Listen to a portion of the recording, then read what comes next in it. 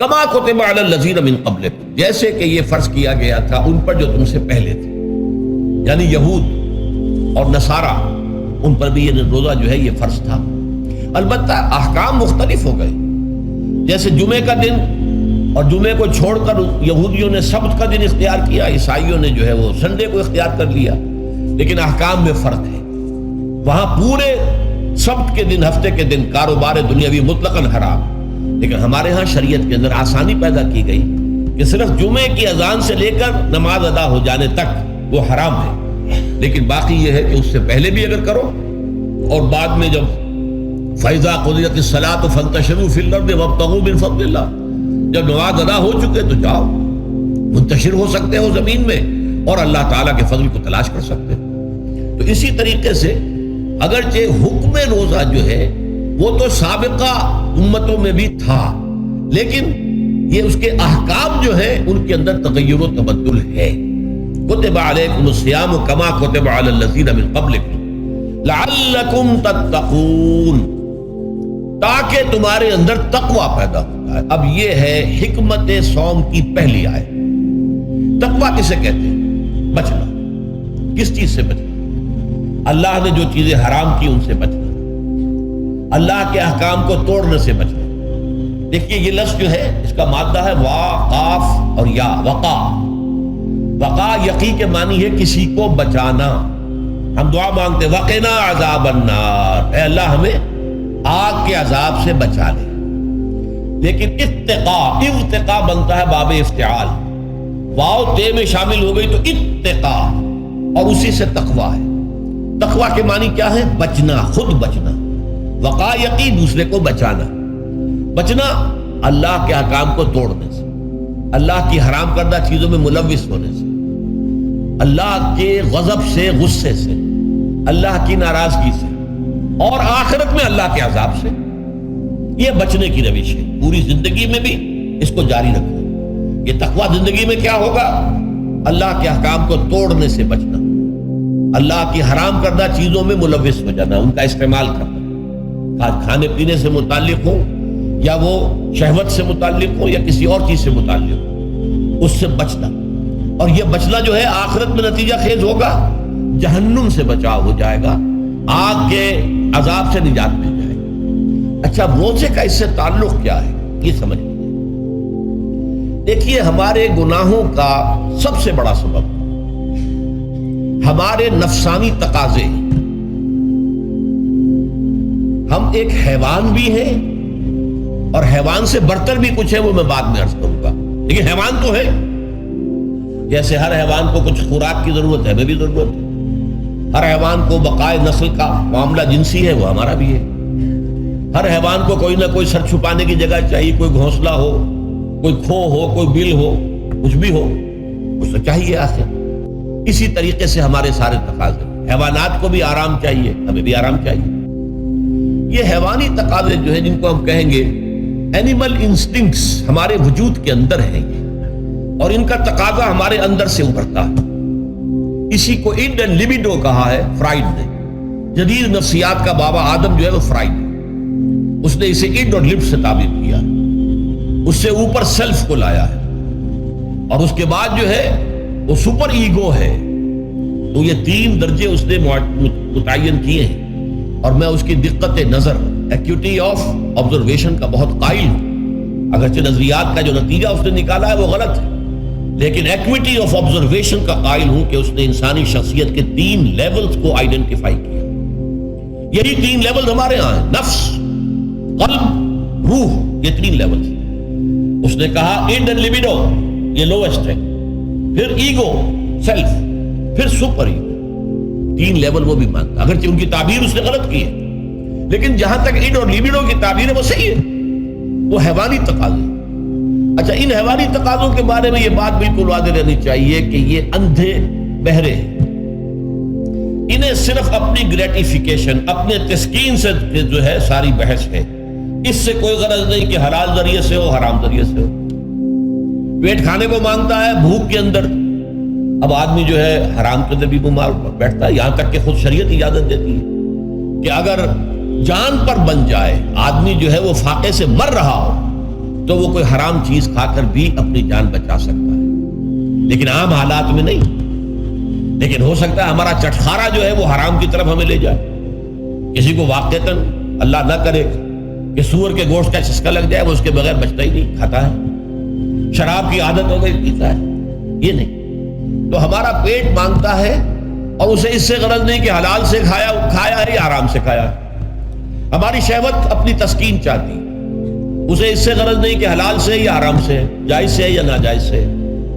اسی طریقے سے ہمارے تمام تقاضے جو حیوانی ہیں، ایک تو یہ کہ بہت زوردار ہیں، اور چونکہ وہ اندھے بہرے ہیں، لہذا جو قرآن میں کہا گیا ان النفس لامارۃ بالسوء، یہ نفس تو بدی کا حکم دیتا ہی ہے۔ یہ گویا کہ اس کے اندر رجحان جو ہے انہیرنٹ ہے کہ وہ بدی کی طرف انسان کو ترغیب دلاتا ہے، چاہے وہ اپنی ضروریات سے متعلق ہو، چاہے چٹخاروں سے متعلق ہو، چاہے جو بھی لذت اسے درکار ہے اس سے متعلق ہو، چاہے وہ جنسی لذت ہے اور چاہے وہ طعام کی، یعنی جسے ہم کہتے ہیں کہ انسان جو ہے وہ اپنے پیٹ اور فرج کا غلام بن کر رہ جائے، اس لیے کہ جو تقاضا بھی آیا ہے اس کو وہ پورا کر رہا ہے۔ یہ جو کیفیت انسان کی ہے، اس کے لیے ایک مشق جو ہے وہ روزہ فراہم کرتا ہے۔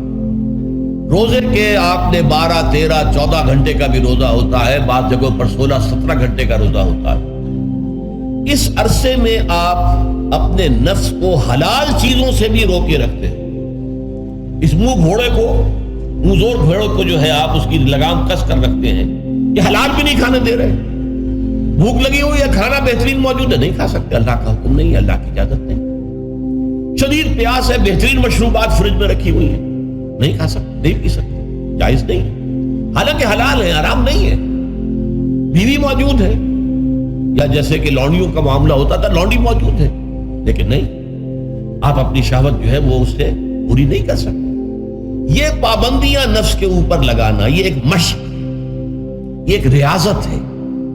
اس ریاضت کا حاصل یہ ہونا چاہیے کہ انسان بقیہ 11 مہینوں میں اپنے آپ کو حرام سے تو بچائے نا۔ یہاں وہ حلال سے رکا ہوا ہے اللہ کے حکم سے، کہ حلال چیز بھی نہیں کھا رہا، دن بھر نہیں پی رہا، دن بھر نہیں اپنی کوئی شہوت پوری کر رہا، دن بھر حلال ذرائع سے بھی، تو اس سے اس کے اندر یہ ایک، اس کو ہم کہیں گے سیلف کنٹرول پیدا ہو جائے، اپنے نفس کو قابو میں کر لے۔ یہ گویا کہ اس کا سب سے پہلا، اس روزے کی ریاضت، روزے کی مشق کے حوالے سے یہ اس کی حکمت ہوئی کہ اس سے کے ذریعے سے انسان میں سیلف کنٹرول پیدا ہو رہا ہے، ضبط نفس۔ یہاں پہ تھوڑی سی میں وضاحت کر دوں، رہبانیت کے اندر آپ کو معلوم ہے کہ سیلف اینیہیلیشن، انگریزی الفاظ جو ہیں وہ زیادہ بعض لوگوں کے لیے واضح ہوں گے، نفس کشی، نفس کو کچل دینا، ختم کر دینا، مار دینا، یہ رہبانیت میں ہوتا ہے، اسلام میں نہیں۔ اسلام کا نظام بڑا متوازن ہے۔ ان لنفسک علیک حقا وان لزوجک علیک حقا وان لزورک علیک حقا۔ حضور نے فرمایا دیکھو تمہارے نفس کا بھی تم پر حق ہے، اسے مناسب حد تک آرام دینا بھی تمہارے ذمے ہے، اسے غذا بہم پہنچانا بھی تمہارے ذمے ہے۔ فرق صرف کیا ہے، حلال سے ہو حرام سے نہ ہو۔ اس کی شہوت کو پورا کرنا بھی تمہارے ذمے ہے، فرق صرف کیا ہے، جائز راستے سے ہو حرام سے نہ ہو۔ اس کا نام ضبط نفس ہے، سیلف اینیہیلیشن، نفس کو کچل دینا۔ یہ جو تپسیاں جو ہیں ہندو سادھو کرتے رہے ہیں، اور جو سب سے زیادہ معاملہ جو ہے وہ جو راہب ہوتے تھے حضرت مسیح علیہ السلام کے پیروکاروں میں، انہوں نے تاریخ کے اندر جو مثالیں دی ہیں اس کا جو ہے اندازہ کرنا مشکل ہو جاتا ہے کہ کس درجے وہ لوگ اپنے نفس کو کچل دیتے، جس کا قرآن مجید میں سورہ حدید میں ذکر بھی ہے۔ اکثر لوگ تو پابندی نہیں کر سکتے تھے، اپنے اوپر پابندیاں لگانے کے بعد غلط راستوں پر بھی چل پڑتے تھے، لیکن جو لوگ ان پابندیوں کو نبھاتے تھے وہ کس انتہا تک جاتے تھے۔ کبھی آپ جو ہے ہسٹری آف کرسچن موناسٹسزم پر جو تاریخ کی کتابیں لکھی گئی ان کو پڑھیں تو اندازہ ہو۔ مولانا مودودی نے تفہیم القرآن میں اس کا کچھ حوالے دیے ہیں، واقعہ یہ کہ رونگٹے کھڑے ہو جاتے ہیں انسان پر کہ اس درجے میں انہوں نے اپنے نفس کو کچلا تھا۔ ہمارے صوفیہ کے ہاں بھی بعض ایسی روایات صحیح ہیں یا غلط بیان کی جاتی ہیں، لیکن اسلام کا اصل معاملہ کیا ہے، توازن، اعتدال۔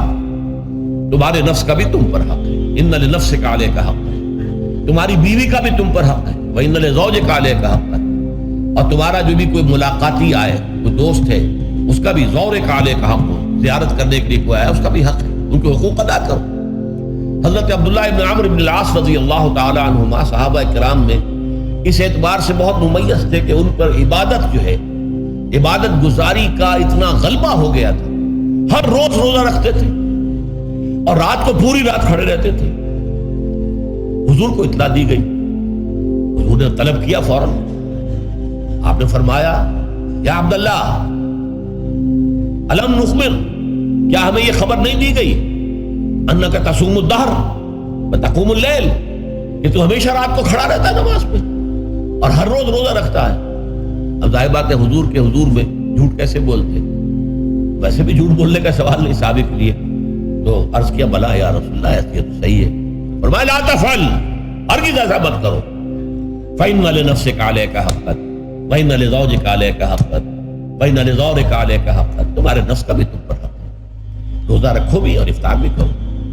بہترین روزہ جو ہے وہ حضرت داؤد علیہ السلام کا تھا، ایک دن روزہ رکھتے تھے، ایک دن افطار کرتے تھے، لیکن یہ ہے کہ آپ ہفتے میں 2 دن روزے حضور کے ہیں، سوموار کو اور جمعرات کو، مہینے میں 3 روزے یہ ہیں، اس میں گویا کہ سنت پر عمل بھی ہو جائے، لیکن یہ کہ ہمیشہ روزہ رکھنا، بلکہ یہاں تک کہا گیا ما صام من صام الدہر، جو ہمیشہ روزہ رکھتا ہے اس نے کوئی روزہ رکھا ہی نہیں۔ کیا مطلب؟ یہ تو اس نے اپنی ہیبٹس بدل لی ہے، ہیبٹس ہو گئی ہیں یہ کہ سارا دن بھر نہیں کھانا، صبح کھانا شام کو کھانا، بس یہ تو اس نے اپنی ہیبٹ بدل لی ہے، روزہ ہیبٹ بن گیا اس کا۔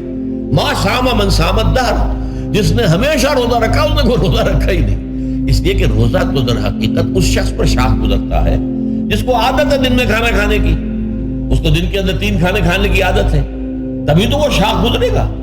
اگر وہ عادت ہی آپ نے بدل لی ہے تو ظاہر بات ہے کہ پھر روزے کی جو برکت ہے وہ تو ظاہر نہیں ہوگی۔ تو بہرحال اس اعتبار سے غور کیجئے کہ یہ پہلا حکم جو ہے روزے کا، لعلکم تتقون، تاکہ تمہارے اندر تقوی پیدا ہو جائے، اپنے نفس پر کنٹرول پیدا ہو۔